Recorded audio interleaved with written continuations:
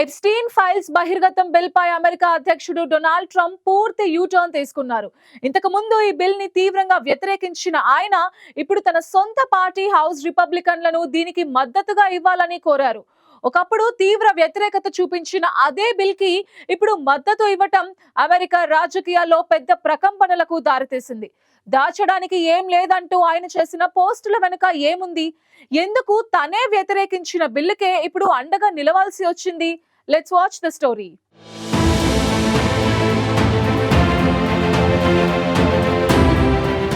Epstein files గత కొన్ని సంవత్సరాలుగా ఈ కేసు అమెరికా రాజకీయాలను కుదిపేస్తోంది. అమెరికా అధ్యక్షుడు ట్రంప్ సహా అనేక మంది పెద్దల పేర్లు ఈ స్కామ్లో ఉండడం సంచలనం కలిగిస్తోంది. ఇప్పుడు మరోసారి అమెరికా రాజకీయాల్లో కేసు కేంద్ర బిందువుగా మారింది. పాత గాయాల్ని మళ్లీ రేపుతూ అమెరికా పవర్ సెంటర్స్ అయిన వైట్ హౌస్, కాంగ్రెస్ పార్టీ ఆఫీసుల్లో మళ్లీ ప్రకంపనలు సృష్టిస్తోంది.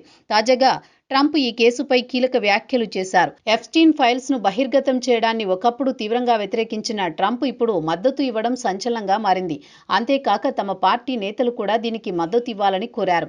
తాజాగా దీనిపై ట్రంప్ ట్రూత్ సోషల్లో పోస్ట్ చేశారు. ఎప్స్టీన్ ఫైల్స్ రాడికల్ లెఫ్ట్ డెమోక్రాట్లు సృష్టించిన ఒక తప్పుడు ప్రచారం మాత్రమే అని ఆయన కాలం చెల్లిన ఆరోపణలా కొట్టిపారేశారు. అమెరికా ప్రజల దృష్టిని రిపబ్లికన్ పార్టీ విజయాల నుంచి మరల్చడానికే ఈ కేసును ఉపయోగిస్తున్నారని ఆయన ఆరోపించారు. అయితే ఈ ఫైల్స్ బహిర్గతం చేయాలనే బిల్లుకు హౌస్లో రిపబ్లికన్లు మద్దతివ్వాలని ఆయన స్వయంగా కోరారు. దీంతో ట్రంప్ ఈ కేసులో యూటర్న్ తీసుకున్నారంటూ జోరుగా ప్రచారం జరుగుతోంది.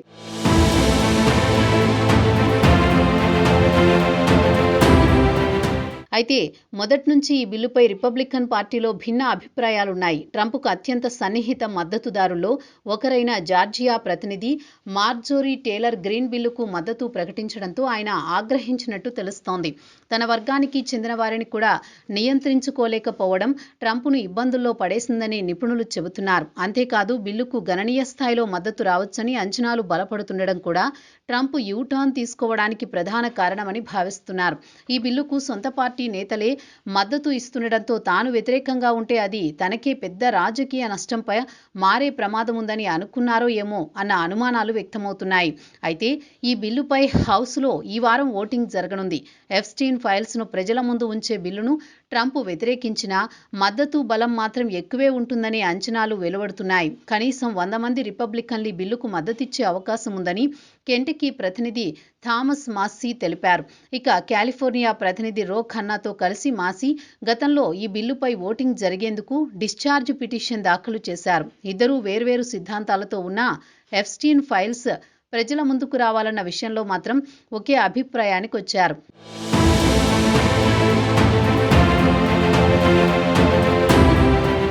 జెఫ్రీ ఎప్స్టీన్ పేరుతో ముడిపడిన సెక్స్ ట్రాఫికింగ్ కేసులో ఉన్న అనేక పేర్లు సంవత్సరాలుగా ఊహాగానాల్లో తిరుగుతున్నాయి. బాలల సెక్స్ ట్రాఫికింగ్ కేసులో దోషిగా తేలి జైలులో ఆత్మహత్య చేసుకున్న బిలియనీర్ జెఫ్రీ ఎప్స్టీన్కు సంబంధించిన కోర్టు డాక్యుమెంట్లు, ఫైట్ లాగ్స్, వీడియోలు, పేర్ల జాబితా ఇవన్నీ ఇప్పటి వరకు పూర్తిగా బయటపడలేదు.